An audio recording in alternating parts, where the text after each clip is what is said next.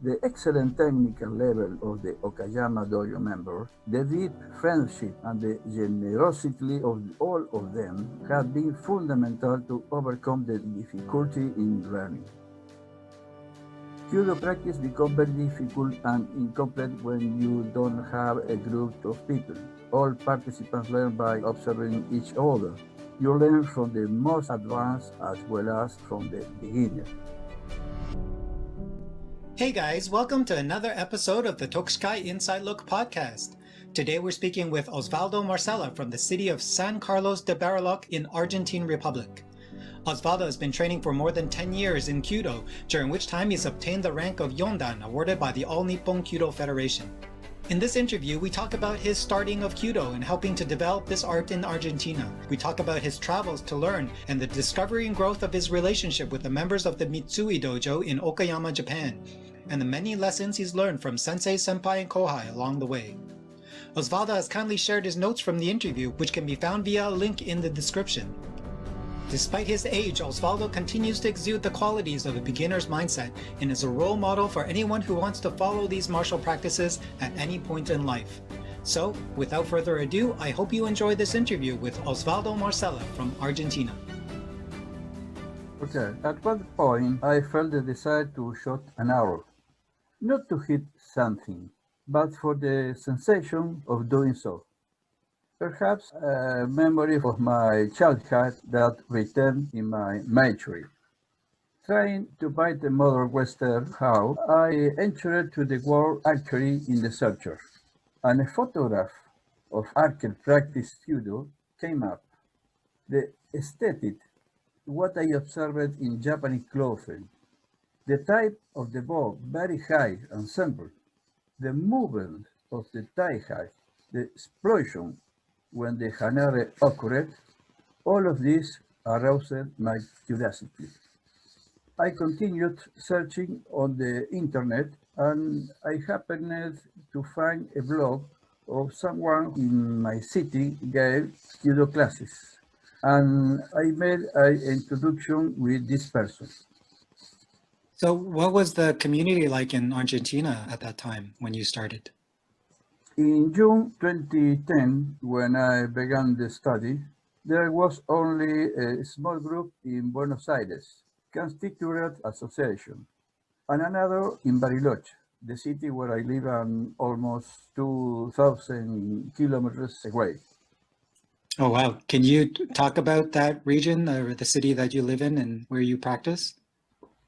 My city is a small town located on this mountain range in the northern Patagonia region, 900 meters above the level, surrounded by forests and lakes of great beauty.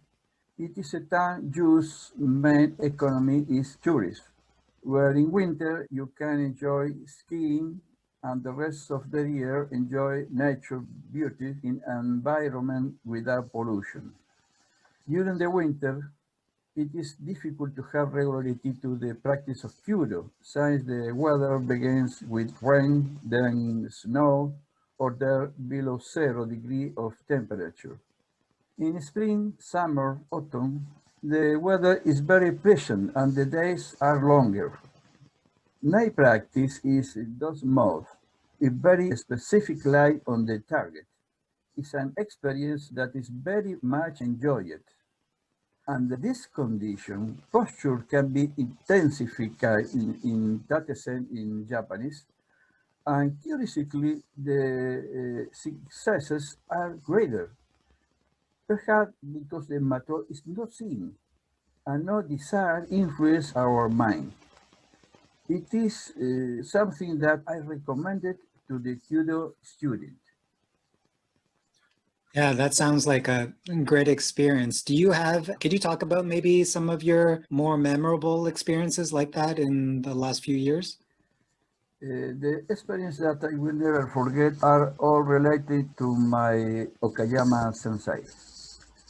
The first was in 2015 when I first attended a Kyudo seminar in Nagoya, Japan, where I obtained the third round.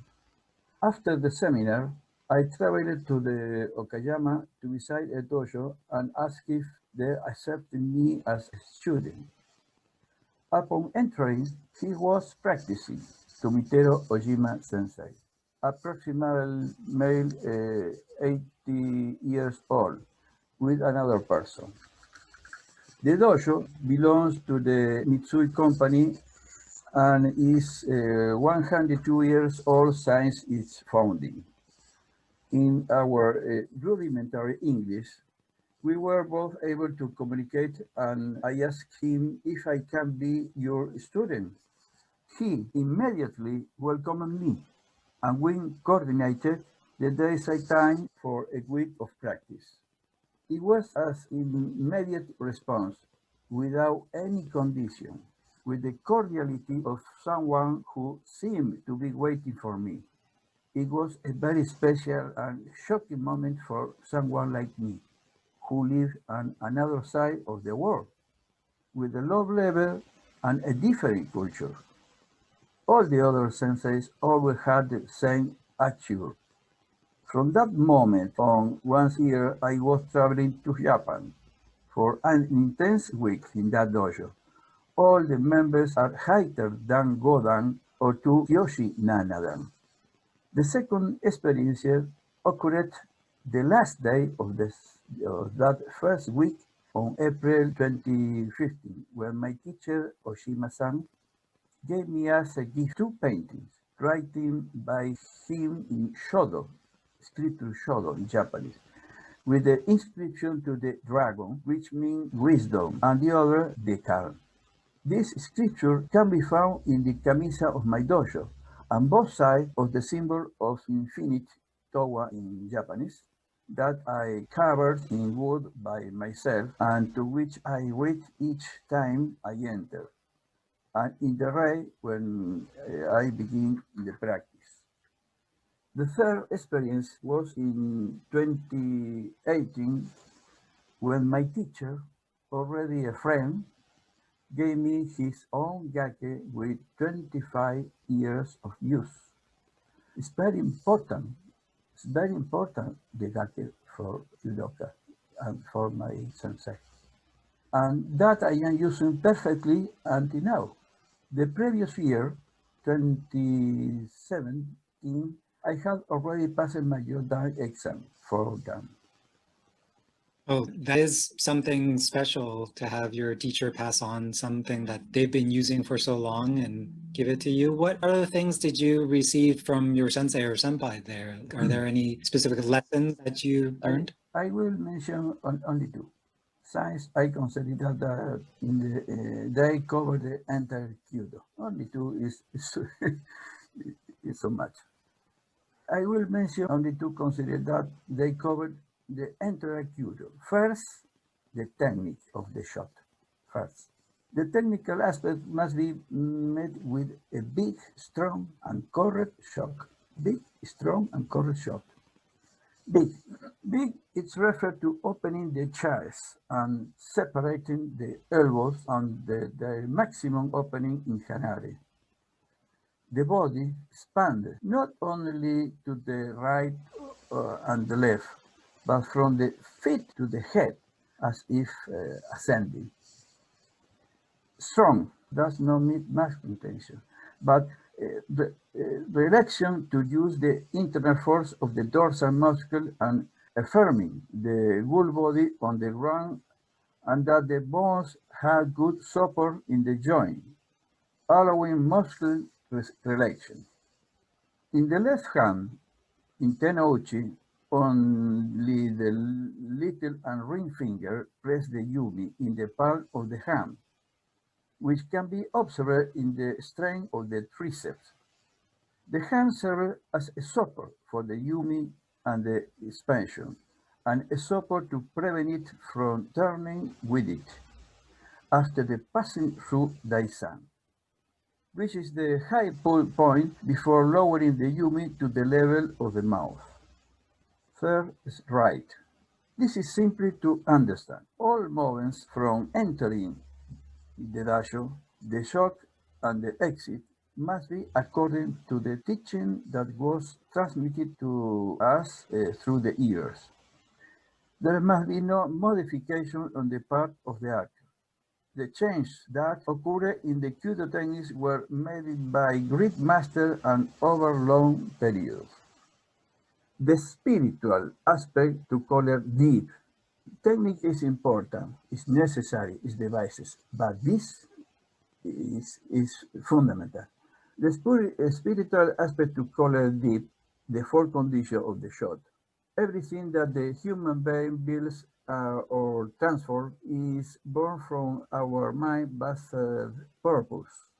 I can be a space song, a quantum computer, a building, a robot, etc. We can also call it willness, spirit, energy. It is that which passes through us, which I will call with those words, but we do not know where it comes from. We have only can use as many times as one wants, because it's the inexhaustibly like mysterious law. The first three aspects of the technical part advance. The deep, that I can spiritual becomes essential. Is essential. A correct, strong, or bishop that hit the target. It is like our spiritu. Does not come by beauty, be in Japanese. Nor does it produce the pleasure of emptying our spirit or energy and immediately reloading it, like a black hole that gives and absorbs immediately but with even more force. This, which rarely happens to those who have a few years of practice or are still too young to perceive it. I consider that it is the objective that we should seek because it contains the wonderful pleasure of our mind that empty itself and them. Fill up immediately with the shot that made the arrow fly as if searching for infinity. The infinity symbol is placed in the highest part of the matoba and is the logo of our dojo. That is a state of mind where this is no thought activity whatsoever. If we have empty mind, is what is described as meditation. This is what prompts me to take my Yumi. I enter my garden dojo. This word of mine explains very little. I'm not sure if it is correct to convey this description of what is happening because each one, with years of practice and self-observation, must experience that pleasure of shooting working the path of the bow.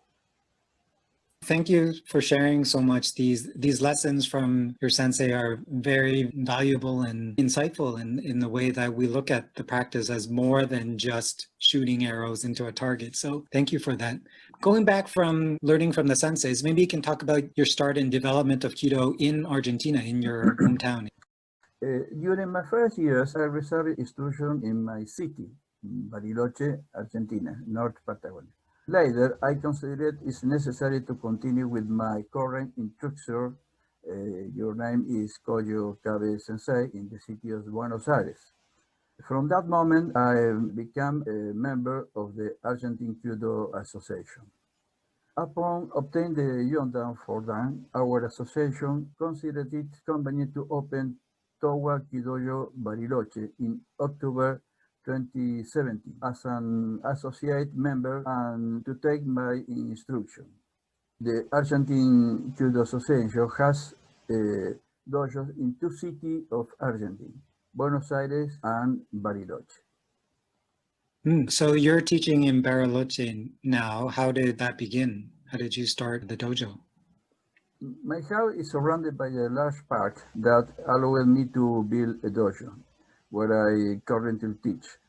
This made daily practice possibly something essential to advance, even more so when it is done without a permanent teacher to observe, correct, and one to consult. 3 times a year, I traveled to the city of Buenos Aires in 2 hours of flight and stayed 3 days with my instructor. This means a great physical and economic effort. A year after starting the study in 2011, I did my first showdown in Minnesota, where I had the great opportunity to have Ishima Masao sensei as teacher. In 2012, I passed the Nidan second dan at the Daily Seminar, California, in this time with Sakuma Sensei and Kubota Sensei. In 2015, I made my first visit to Japan, participated in the Nagoya International Seminar when I obtained my Sandan, third dan, with Master Usami and Honda. The latter sadly passed away last year. In 2017, the city of Buenos Aires hosted the first South America seminar organized by our Argentine KYUDO Association. On this occasion, I was evaluated with the current level of Yondan, 4 dan.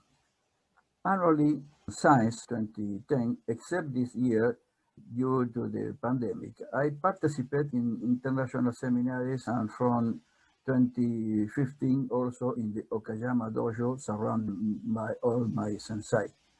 The excellent technical level of the Okayama Dojo members, the deep friendship and the generosity of all of them have been fundamental to overcome the difficulty in learning. KYUDO practice becomes very difficult and incomplete when you don't have a group of people. All participants learn by observing each other. You learn from the most advanced as well as from the beginner. The capacity of observation is fundamental, perhaps more than the oral writing word. You have to struggle without access to a sensei nearby, and you have to be teaching right now. So what are some of these challenges that you are facing as a teacher or organizational leader? When I started in KYUDO, everything was confusion, challenge, or great effort. But this ceases to be when it is understood that time is not important. Neither does obtain a level certificate, since the search for perfection produces pleasure. An error is our great teacher, make us benevolent, seen in Japanese, with ourselves, with others. Also, in that way, we let go of the law of the ego, so present always also in martial arts fundamentally for the initial levels. Always in each shot there is something to learn because they are all different, like each life that is born. It is much easier to find the arrow in the wrong shot than in the series of the 10 that all hit the target. At that moment, one feels confused, looking for the true reason for those successes to have occurred. The true Shin in Japanese in KYUDO is the first attitude of the all Kyudokas. And this attitude is not incorporated into everyday life and outside the dojo. We stop living the true KYUDO. We just throw arrows without any meaning. If I not have challenge, nor do I make effort, I'm calm. I only practice, and therefore I advance in knowledge. I observe myself on the path, and I improve the pedagogy to transmit it. I feel like this, that I am thanking my own teacher and my teacher and teachers and teachers. It's such great lessons from the KYUDO, from the practice, that it's something that we want to spread to more people. So how do you tell others, people that don't know what KYUDO is, what it is all about? It all depends on the interest they have. Generally, for those who don't have any information, simply inviting them to observe a practice is something that can go very deeply. Of course, it is to me to convey the message of the beauty of KYUDO. Many times they tell me, I could not do that. My answer is, we can do whatever we chose. I have very personally the ancient law of the attraction. It's very important, law of attraction. A KYUDO student should never say to his teacher, I cannot. Or if this happens, it is possible to lose his teaching. claudication in the face of difficult cannot sit. With the interest of people of this martial art to help them achieve a better adaptation to the circumstances of the daily life, an understanding of human nature in the universe, both a state of conflict and personal suffering. A mind that is in conflict does not allow a nice and correct shot to be made. Calm in Kyudo is necessary. In Western culture, desertion in the study and practice Kyudo is very great. It is also happening in Japan as globalization is changing culture and creating a modern one. It's not common that the study condition than explained above to obtain the ultimate pleasure occur a great number of people. Many want to quickly drop an arrow, hit the target. They don't like to enforce centuries or rules that must be adhered to perfectly. It is difficult for them to enter a dojo, maintain etiquette, norm of conduct with the classmate and sensei, or do the hygiene and cleaning tasks of the place and their own clothing. Kyudo for young people is an excellent personal training. For the middle-aged, a break for everyday life. And for the elderly, the repetition of own life in each shot where they give the physical and spiritual energy. And another life is reborn in the next. At the moment, they understand the universal continuity latent in time that has always been and will continue to be. So what do you look forward to next with Kyudo in Argentina? What are your expectations after COVID? That the pandemic does not interrupt the study of Kyudo, like in national and international seminars. Teachers need to be able to continue the teaching and development that is had in recent years. I hope that International Kyudo Federation impart the necessary protocols for the care of public health and thus continue the activity. That the control of the pandemic allow traveling long distance around the world. Friendship that develop and generate in internet seminars is another of the great pleasure of the Kyudo because an international community is created. Just looking at the development of Kyudo with the international org, it's important. And in terms of what you like to share, are there things that maybe people don't really know about you or things that you want to clarify or misunderstandings that you want to talk about in terms of Kyudo and your practice? I fear that my comment about my experience in Kyudo may be interpreted on a religious basis. There is none of it. There is no using word the spirit, empty mind, inner calm, meditation, law of attraction, etc., can lead to the wrong interpretation about me. Anyway, I will answer the following. For some unknown reason, I consider myself grateful to live in this condition of human being.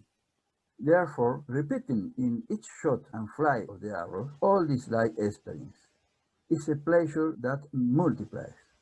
If on a practice day of 15, 16 shots, one of them is deep, one of them is deep, that day is wonderful. One of them is deep, that day is wonderful. It is also say Kyudo is life, an arrow alive. Having in a well-achieved shot, the feeling of total detachment from my spirit and the immediate recovery of it. It is a wonderful pleasure like participating in a child's generation. I remember Khalil Gibran's poem. In the last paragraph it says, you are the bird for which your children lie leaves arrows are released. Let the bow in your artist's hand be for happiness. Wow, thank you. I'm just going to ask a few questions now to help people get to know you a little bit better. The first one would be, do you have a quote or a motto or a proverb that you live by? Never, no wish. If there is no desire, there is then internal conflict and therefore suffering until it is activity and even more. So in the face of the frustration or not achieving it, Different is the observation of what happened to us while working or heading towards a goal. The motto is not there to give in, but to mark us the direction and prepare our body, mind, and both in that line. Observing what is happening to us in the shot allows us the necessary calm to enjoy the small moment of meditation that occurs between the Hanare and the Sanshin. Those are more advanced in practice can extend that the state of mind from the entrance to the exit of the shahu. Mm-hmm. Is there a thing or something that you've changed your mind on in recent years, and why? There are permanent changes due to the observation and acquisition of new knowledge. That is the beauty of knowing that. You will travel a path and you want to get there, like hitting the target.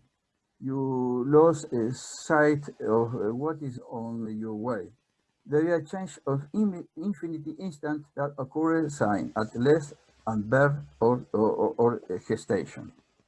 If my mind at all times from entering to the childhood to living, enjoy observing what is happening, then it does not think, does not judge. It has no another activity to observe. It is like a child that even without memory, just look, always look. This is achieved only as the technique advances. A beginner who, upon hearing these words, want to have this sensation, will fail very quickly because a desire develops that without necessary technique will causes frustration. If you could meet a sensei or practitioner you've never met before and have a conversation with them without a language barrier, who might that be? Everyone with whom I can share our ignorance beside the knowledge. That's a great response. all. Is there a book or movie or TV show or something that you've read or listened to that has informed how you approach your Budo journey? Okay. Initially, Eugene Herrigel's books was very important. Although it contained subjectivities and errors. There are abundant comments from teachers or judokas that combine their experience. Also, the observation of videos through the internet of the shot that you have taken yourself. I also have a writing instruction that my sensei Tomitero Oshima generously gave me. What advice would you give someone who wants to start their own dojo? Have a much more advanced level that they study and continue their own learning with more senior teachers.